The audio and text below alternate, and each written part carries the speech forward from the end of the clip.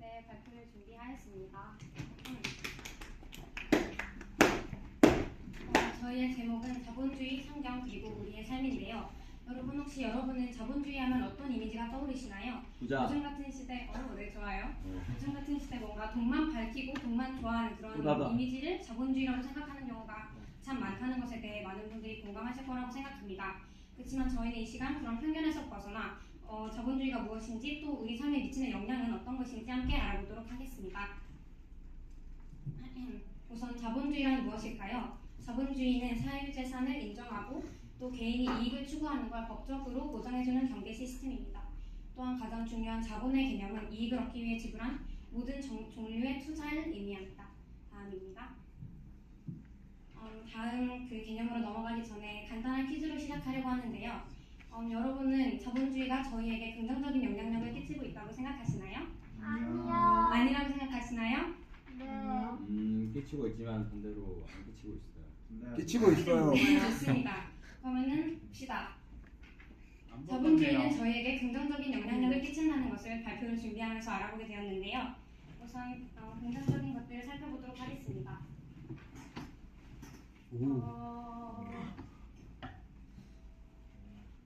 자본주의가 긍정적인 이유 첫째로는 사유재산과 개인의 이익이 사회 발전을 촉진한다입니다. 즉 개인이 이익을 추구할 수 있는 자유는 창의성과 효율성을 이끄는 강력한 힘이라는 것입니다. 애플, 삼성, 구글, 테슬라 등 세계를 선도하는 기업들은 모두 개인의 성과가 직접적으로 보상과 관련이 되는 민간 기업입니다. 이러한 구조 속에서 사람들은 더 혁신적인 아이디어를 내고 효율성을 높이며 자발적으로 최선을 다하게 됩니다. 반면 정부가 운영하는 공공 프로그램에서는 성과가 모두에게 돌아가기 때문에 개인의 책임감과 동기가 약해지고 결과적으로 혁신과 효율성 그리고 자발적인 열정에 대한 모든 것들이 효율성에서 한계를 보이게 됩니다. 이와 같이 사유재산의 보장은 개인이 자신의 능력을 따라 직업을 선택하고 미래를 설계할 수 있는 자유와 기회를 제공합니다. 조선 왕조나 북한 같은 체제는 사유재산을 인정하지 않아 직업의 선택의 자유와 동기부여를 막았고 결국 개인의 다양성과 잠재력을 억제하며 무기력한 사회를 만들었습니다. 반대로 서구 유럽의 예를 보시면 사유재산과 자유시장을 바탕으로 직업의 다양성과 상호작용이 가능했는데요. 예를 들어 제빵사는 빵을 만들고 그 빵을 먹은 대상장이는 연장을 만들고 그 연장이 농부에게 가고 그 농부가 재배한 밀은 다시 제빵사에게 가는 등 자신의 능력을 최대로 확대하여 상호 나눔을 할 수 있게 되었습니다. 둘째로 자본주의의 긍정적인 영향력을 보겠습니다. 두 번째로 자본주의는 진정한 평등을 실현하는 체제입니다. 하영이가 나와서 발표해 주겠습니다.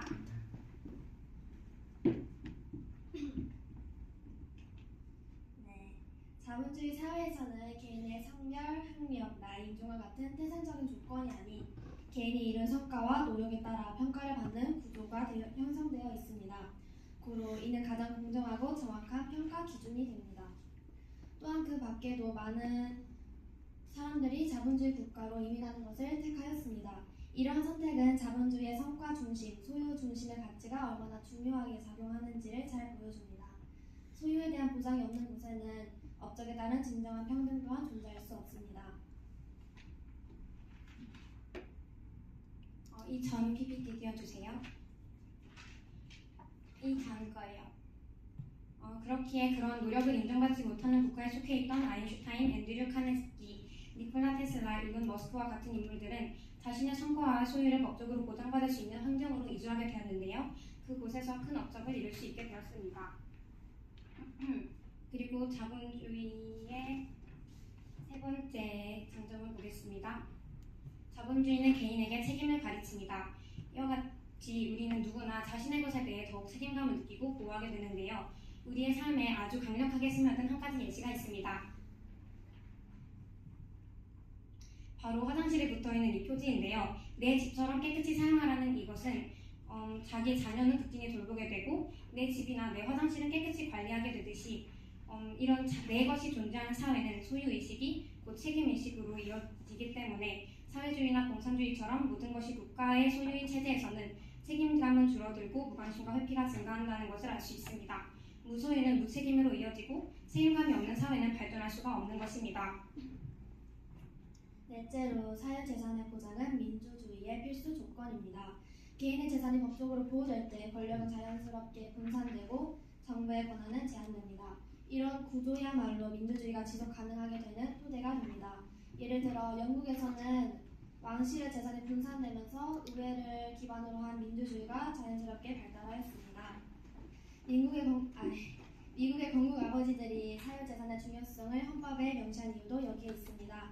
그들은 국민들의 권력욕을 소유와 성취에 대한 열망으로 전환시켜 오히려 질서 있고 자율적인 사회를 만들고자 했습니다. 히틀러와 레닌 같은 독재자들의 공통점 또한 여기서 찾을 수 있는데요.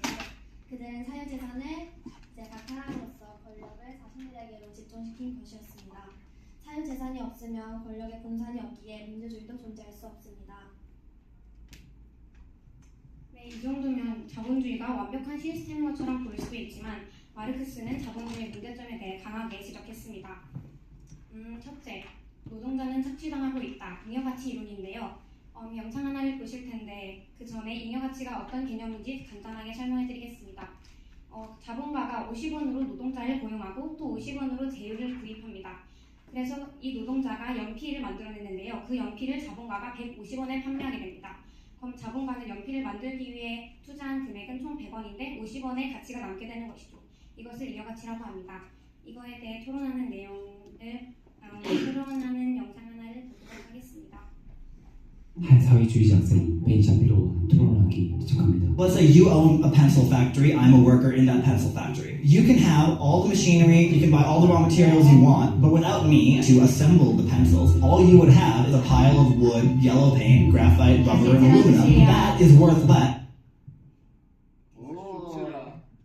소리가 너무 커요. 잘난 척한 한 사회주의자들이 벤자미로 토론하기 시작합니다. Let's say you own a pencil factory, I'm a worker in that pencil factory. You can have all the machinery, you can buy all the raw materials you want, but without me to assemble the pencils, all you would have is a pile of wood, yellow paint, graphite, rubber, and aluminum. That is worth less than the pencil when you try and sell it. All the additional profit above made from selling the pencils or whatever good you produce above what is reinvested into the company ultimately goes to you or the investor, those who own shares in the means of production. Right. Under socialism, those people are the workers, and the example I give again is cooperative enterprise. You know, those are the people who are investing the risk. The owner of the factory carries the risk, but therefore he gets the benefit. The worker may lose his job, but he's not the one who's going to incur the debt of having gone bankrupt. Because guess what? Your labor is without that machinery. Gunk. Nothing. Who do you think put more in? The guy who spent millions of dollars buying all the machinery, leasing the place, making sure there was a management structure, doing the LLC formation, making sure all the tax code was in compliance. Or you standing outside because you can stick a piece of graphite into a piece of wood. 한 사회 네, 여기서 말하는 건 마르크스가 주장하기는 노동자는 50원을 받고 150원의 가치 연필을 생산해냈는데 왜 본인에게는 50원밖에 돌아오지 않고 잉여가치는 자본가가 다 소유하냐는 것입니다. 그렇지만 여기서 벤 샤피로 씨는 그런 모든 공장과 땅에 대한 책임과 소유는 자본가가 하고 있기 때문에 그런 잉여가치가 자본가에게 돌아가는 것이 당연하다고 주장하였습니다. 또 저희가 성경적 해설을 찾아봤는데요. 슬라이드 15번 틀어주시면 감사하겠습니다. 성경은 일한 대로 받는다며 공정한 보상을 강조합니다. 문제는 자본주의가 아니라 개개인의 탐욕과 불의이며 이는 성경이 계속 경고한 바입니다. 두 번째에 대해서 유빈이 언니가 발표해 주도록 하겠습니다.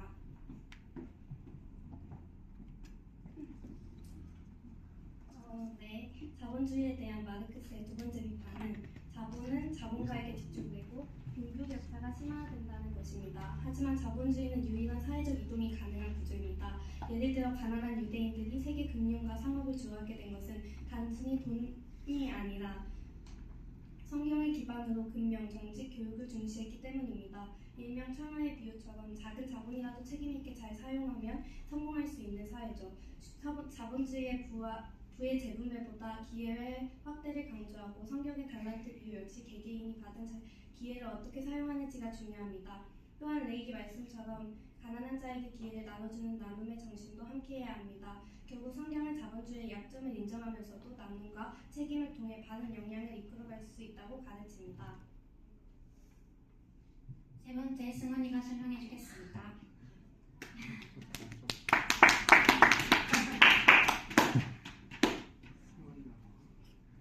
귀엽다.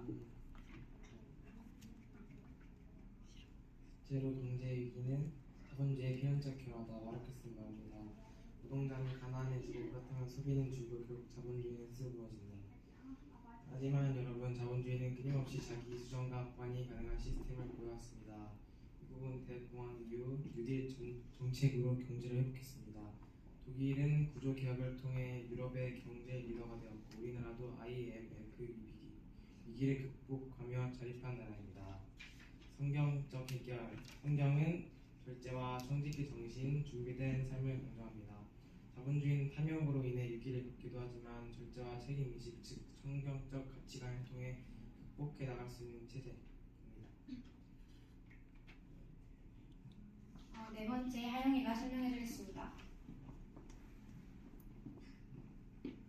마르크스의 마지막 결론인 넷째, 사유재산을 없애고 모두 평등하게 만들자입니다. 우리는 역사 속에서 사유재산이 없을 때 어떤 일이 벌어지는지 분명히 보았습니다. 사유재산이 부정되면 권력은 중앙으로 집중되고 결국 레닌, 히틀러처럼 독재로 이어졌습니다.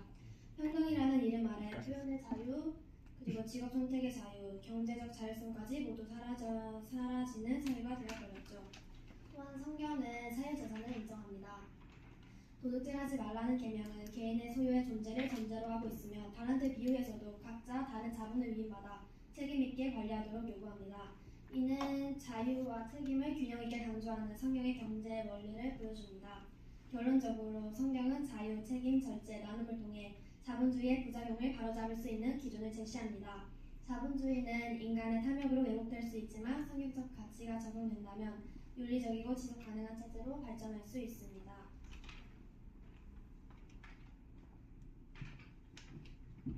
네, 다음 결론에 대해 말씀드리겠습니다. 여러분, 부자가 천국에 들어가는 것이 낙타가 바늘 귀에 들어가는 것보다 더 어렵다는 말씀 들어보셨죠? 이 말씀은 단순히 부자는 천국에 가지 못한다는 의미를 하는 것이 아닙니다. 핵심은 소유가 아니라 마음의 태도, 곧 돈을 대하는 마음의 태도를 말하며 누가 진짜 주인인가에 달려 있습니다. 성경은 부 자체를 죄로 보지 않습니다. 이는 잠언 22장 4절에서 볼 수 있는데요. 겸손과 여호와를 경외함의 보상은 재물과 영광과 생명이라고 말합니다. 하나님은 우리가 겸손히 주님을 경외하며 살아갈 때 부를 보상으로 주신다고 합니다. 하나님은 절대 저희가 부하게 되는 것을 안 좋게 보시지 않습니다. 그렇지만 신앙 없이 자본주의를 바라본다면 자본주의는 극단으로 흐르기 쉬운데요. 이를 아주 간단한 상황극으로 설명해 드리도록 하겠습니다.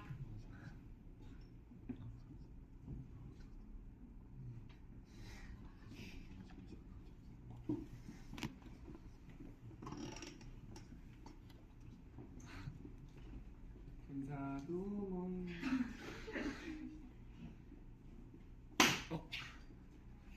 적당히 살면 되지 뭐. 와. 라고 유빈이가 했습니다.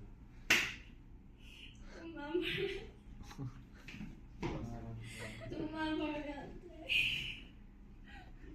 똥 싸니? 비하는 게 아니에요. 맞다.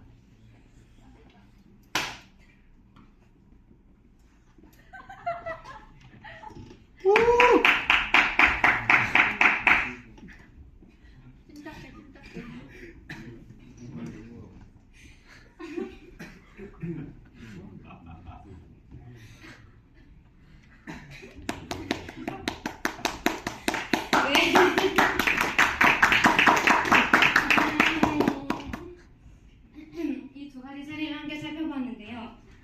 하나는 책임없는 나태함을 불러오고 또 하나는 도입도 없는 오직 돈만 벌면 된다는 탐욕을 일으켜왔습니다. 이 두 가지 모두 과연 하나님께서 원하시는 돈에 대한 태도였을까요? 하나님은 이 둘 모두를 원하지 않으십니다. 정직한 노력과 청지기의 태도, 그리고 부를 하나님 나라를 위해 사용하는 삶, 그것이 성경적 자본주의입니다. 결국 질문은 이것입니다. 내가 돈의 주인인가 또는 하나님이 돈의 주인인가? 디모데전서 6장 10절은 경고합니다. 돈을 사랑하니 일만하게 뿌리가 된다고 말입니다. 부 자체가 문제가 아니라 돈에 대한 태도와 동기, 어떻게 돈을 바라보고 있는지 그 시각이 가장 중요한 것입니다. 저희가 신앙 안에서 자본주의를 바라본다면 부는 하나님 나라를 위한 선한 영향력의 도구가 되고 저희는 정직한 청지기로서 하나님 앞에 살아갈 수 있는 것입니다. 말씀을 함께 읽고 마무리했으면 좋겠습니다. 시작! 돈을 사랑하지 말고 관계를 중심으로 하라. 그가 신이 말씀하시기를 내가 결코 너희를 버리지 아니하고 너희를 떠나지 아니하리라 하셨나이다. 네, 이렇게 저희는 돈을 사랑하는 것이 아니라 하나님을 사랑하는 결론으로 돈을 하나님 안에서 잘 사용해 간다면 긍정적인 자본주의를 이뤄갈 수 있습니다. 감사합니다.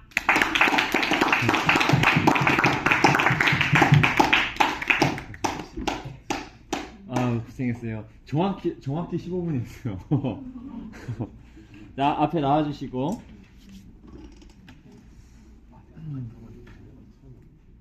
자, 우리 수고한 하영이 나라 팀에게 다시 한번 박수 주시다. 아, 고맙습니다. 아, 좋아요. 우리 일단 다른 좀 궁금한 질문들, 우리가 서로 주제가 다르기 때문에 자본주의에 대해서 공산주의 입장에서도 할 질문들이 있고 여러 가지가 있는데, 먼저 베틀라운지에게 기회를 주겠습니다. 베틀라운지 제한 시간 4분입니다. 4분 동안 원하는 만큼 질문하십시오. 시작.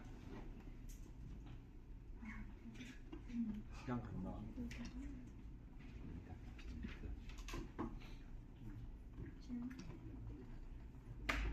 뭐해? 한 명당 하나씩 할 수 있어요.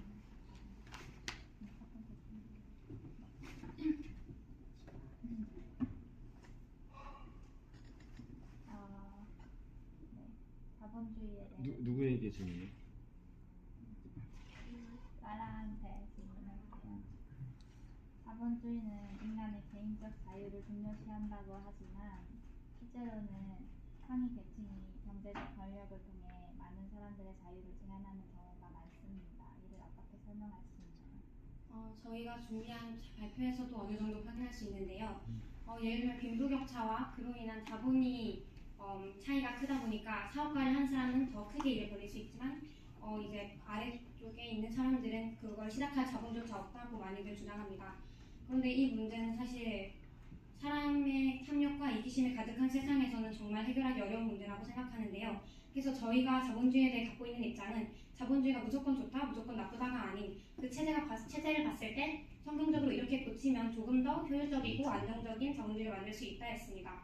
그래서 저희가 해드리고 싶은 말은 그런 문제가 있는 곳 속에서 아까 레위기 말씀 함께 나눴듯이 가난한 자와 과부를 위해 끈을 남겨두라. 그러니까 그 기회와 자본을 모두에게 공정하게 그러니까 나누고 모두에게 기회를 줄 수 있는 사랑이 가득한 사회를 만든다면 그것이 해결이 될 것 같습니다. 그리고 사실 중요한 것은 달란트 비유에서 알 수 있는데요. 달란트 비유에서 하나님은 그 형제들에게 한 달란트, 두 달란트, 5달란트 서로 각각의 다른 자본을 주십니다.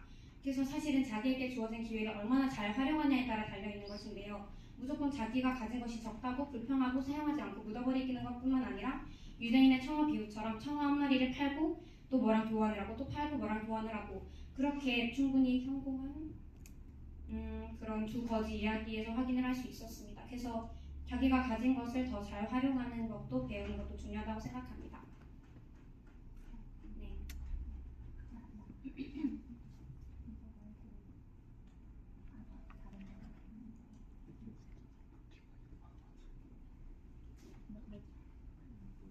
유빈이한테 질문을 하고 싶은데요. 그 아까 전에 그 레닌에 대해서 나왔는데요. 그 레닌이 기독교였다는 거 알고 있나요?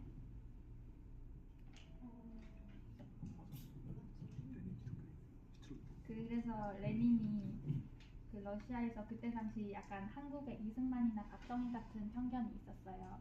근데 이제 레닌은 이제 러시아를 약간 독립처럼 만든 거죠. 다른 나라들이랑 전쟁이 많고 진짜 패배 위기에서 이제 사람들 교회로 이렇게 이끌고 사람들이 기도할 때 더 승리하고 약간 그런 것들이 있었어요. 근데 이제 레닌에 대해서 나왔는데 혹시 레닌에 대해서 조사했나요?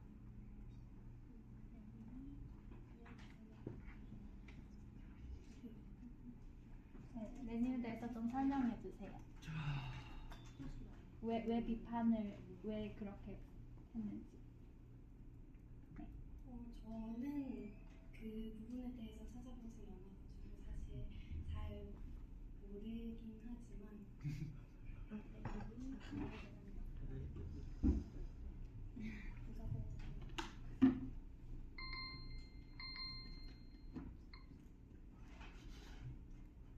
했지만 네. 그쵸. 모르죠. 이렇게 혹시 방금 이 질문에 있어서 답변할 수 있는 다른 팀원이 있어? 저희가 이 PPT에 히틀러와 레닌 독재자라고 설명하신 거를 보고서 말씀하신 거죠. 제가 찾아봤는데요. 이 히틀러와 레닌이 보통 극우와 극좌로 나눠지는 아이콘이거든요. 그렇지만 이 둘의 가장 공통적인 어떤 그런 부분은 사유재산을 강탈했다는 거예요. 히틀러는요, 유대인들의 사유재산을 강탈했고요. 레닌은 교회의 재산을 강탈했고 그리고 부자들의 재산을 강탈했어요. 그 결과 그 권력이 자신들의 집중이 돼버린 거예요. 이게 과연 기독교인으로서 근데 얼마나 러시아 안에도 좌파 우파가 있는 거 아시나요? 네. 그쵸. 러시아에도 이제 러시아 보수는 이제 러시아를 지키고 러시아에서 좌는 이제 미국이랑 타협을 하는 건데 네. 그래서 러시아에서 우파는 러시아고 러시아에서 좌파는 약간 미국 쪽인 거예요. 네, 그렇죠. 근데 네 그럼 그건 잘 들었습니다. 레닌에 대한 그런 거를 근데 찾아보고. 시간이 다 돼서 여기까지만 하겠습니다. 이렇게 우리 박수 한번 주세요. 네, 알겠습니다. 잠깐만. 여기 두 팀 중에서 질문? 오케이. 이상 질문. 아니, 사유재산에 대해서 말씀하셨는데 사유재산이 성경에서 인정을 하고 있다고 했잖아요. 사유재산이 있어야지만 저는 기억이 안 나서 그런데 아무튼 좋게 갈 수 있다 뭐 이런 말 하셨는데 언뜻 보면 사실 북한 사회나 공산주의에서도 사실 내 것이라는 개념이 존재를 하거든요. 북한 사회를 봐도 자기 집이 있고 자기 물건이 있고 자기의 TV가 있고 뭐 이런 게 있어요. 이건 어떻게 설명을 하실 건지. 북한에서 토지 분배 개혁이 일어났었죠. 이 모든 토지들을 싹 다 정부가 가져간 다음에 그거를 공평하게 나눠준 거예요. 자신의 것이 생기긴 했죠. 근데 그게 진짜 내 것일까요? 내 것 같지 않아요. 많이 가진 사람은 자기 걸 뺏긴 거잖아. 더 가져가 버린 거 아니에요? 질문해. 그게 공정한 사회 재산. 질문이요. 사회 재산인 거죠. 네, 공산주의는 독재로 연결된다 했는데 그건 뭔 소린가요? 공산주의요. 아까 아주 강조를 했지만 사유재산의 분배 없이는 권력의 분배 또한 없어요. 사유재산이 분배돼야만 권력이 분산되면서 민주주의가 성립이 되는 건데 이 공산주의 같은 경우는 사유재산을 인정하지 않잖아요. 그러면 권력이 중앙정부로 집중될 수밖에 없어요. 그럼 결국 독재로 이어질 수밖에 없죠. 공산주의는 정부가 없는데요. 공산주의를 잘못 알고 계신 것 같은데 공산주의는 정부가 없어요. 공산주의의 이론이에요. 공산주의의 이론만 그렇지 사람의 양심이 약하기 때문에 결국 독재로 이어질 수밖에 없어요. 그럼 자본주의도 결국은 인간의 심성이 약하기 때문에 나쁘게 연결될 수밖에 없는 거 아닌가요? 지금은요? 지금 나쁘게 연결되잖아요. 야, 한국 생각해 보세요. 한국 사람들이 지금 공부하는 이유가 뭔가요? 자살하는 이유가 뭔가요? 자신의 어떤 성공 때문이죠. 맞죠? 자기의 성공 때문에 이러고 자살이 일어나는 거면 결국에는 사탄으로 이용받는 거 아닌가요? 그게 양심에 따른 결과죠. 그래서 저희도 자본주의 자체를 완전 좋은 건 이게 아니라 자본주의를 바라봤을 때 성경적으로 더 이런 부분이 들어가야 더 사랑이 많고 공정하고 그런 자기의 어떤 책임의식도 있고 그런 적당한 사회가 된다라는 걸 말씀드리고 싶었던 거지 어떠한 것에도 옹호하거나 또 비판하는 게 아닙니다. 혹시 유토피아를 보신 적 있나요? 네. 유토피아에서 보면은 모든 사람이 동등히 일을 하고 각자 할 수 있는 만큼의 일을 해서 똑같은 양을 받아요. 결국에는 그게 성경적으로 옳은 거 아닌가요? 이게 사람의 욕심적으로 나가면은 두 달란트, 한 달란트, 5달란트를 따로따로 개인에게 주셨는데요. 그러니까 따로 주신 거를 따로 주신 만큼 일을 하고 똑같이 받습니다. 그러니까 5만큼 일을 했어도 같이 받는 거예요. 공평한 사회죠. 아까 얘기했잖아요. 똑같은 분배가 이루어진다고. 결국엔 그게 공산주의 아닌가요? 네, 그 말씀하신 게 나는 5만큼의 일을 하고 얘는 10만큼의 일을 했는데 결국 5만큼의 돈을 받아야 된다는 얘기잖아요. 네, 근데 같은 기쁜 안에 있는 거죠. 그게 서로 이제 불평이 없는 거예요. 그게 왜요? 왜냐면 나는 얘네 10만큼의 일을 했는데 왜 10만큼의 돈을 못 받아요? 나는 5만큼의 일을 했는데 왜 그보다 더 많게 받거나 적게 받아야 돼요? 그럼 포도원 농장에서는 왜 5시에 왔는데 한 달을 더 그거는요. 그 주인이 분명 말씀했어요. 한 달한테만 주겠다고. 그러면 이제 그 노동자가 수락을 한 거예요. 아니 공산주의가 그거예요. 자기가 수락한 거예요. 내가 일한 만큼 받겠다. 그럼 그렇게 되는 거지. 그러니까 공산주의 맞는 거네요. 그러면. 수락한 사람들을 한해서는. 그리고 공산주의와 독재주의를 잘못 알고 있는 것 같은데 공산주의와 독재주의는 다른 거예요. 실제로 중국 같은 데 들어가서 보잖아요. 그러면은 공산주의라는 게 적혀져 있지도 않고 사회주의 및 독재라고 적혀 있어요. 공산주의와 독재는 완전 다른 건데 그걸 하나로 묶어서 공산주의는 결국 독재로 이루어진다. 이건 맞지 않는 말 아닌가요? 인간의 양심 때문에 독재로 이루어지는 거죠. 나 똑같다고 말하진 않았어요. 큰 범주로 하는 큰 범주를 묶었다. 일단 오케이 여기까지 하겠습니다. 또 다른 질문 있어요? 야, 너무 무서운 마르크스 그 자본주의에 대해 비판적인 그 자본론을 물론. 그 유질 정책이 뭔가요? 아니 잠깐 너 그만해. 이거 너 그만해. 이거 진짜 궁금했어요. 유질 정책이 뭔가요? 저 아까 세종이 질문 답변했어? 겁나 잘했어요. 유질 정책이 뭐야? 궁금해요. 유질 정책은 자본주의가 총 여러 번의 수정을 거쳐서 현재로 나온 정책이죠. 유질 정책이. 현재 아마 자본주의 유질 정책으로. 현재는 그 유질 정책은 수정 자본주의. 오케이. 아니에요. 그럼 여기까지 하고 시간상 제가 왜? 지민이 지금 너무했어. 너 정말 나빠. 내가 말했지 이거 할 거라고. 킨거 아니에요. 이제 내가 하나만. 지민. 다음에 자 질문하고 마무리하겠습니다. 시간이 다 됐어. 그 중간에 그 자본주의의 인물들에 대해서 나열을 했거든요. 뭐 대표적인 인물로 뭐 저커버그도 있고 뭐 또 앤드류 카네기도 있었고 뭐 이런 사람들이 있었는데 이런 인물들은 자본주의의 시스템에 대해서 공부를 해서 그 자본주의 시장을 이렇게 펼쳐나간 사람들이에요? 아니면 그 사람들도 원래 만들어져 있던 세상 속에서 같이 성장했던 사람들이에요? 저는 정확히 모르는데 죄송해요. 자료 모르는데 아까 그 표 보여드렸던 거 기억하세요? 자본주의 국가로 이주했다. 거기서 한 두 분은 자발적으로 자본주의 국가에 가야 성공할 수 있다. 대충 그런 개념을 가지고 가신 분들이고 나머지 두 분은 피난 약간 그런 걸로 가신 것도 있다고 알고 있는데 그래서 어느 정도 자본주의의 장점을 활용하기 위해서 가신 분도 있다라는 걸 보여드렸고 거기서 성과가 좋았다. 알겠습니다. 너무 고생했습니다. 박수 주세요. 자, 우리 다음 이삭팀. 자, 이삭팀 나와서 준비하겠습니다. 재밌다. 마실래? 너무 까고 싶었어. 너 말투가 진짜 우리 선정할 뻔했어. 토론인데 왜? 정중하게 질문. 엄청 정중하게 했어요. 아니 너 엄청 표정이 엄청 엄청 나빴어.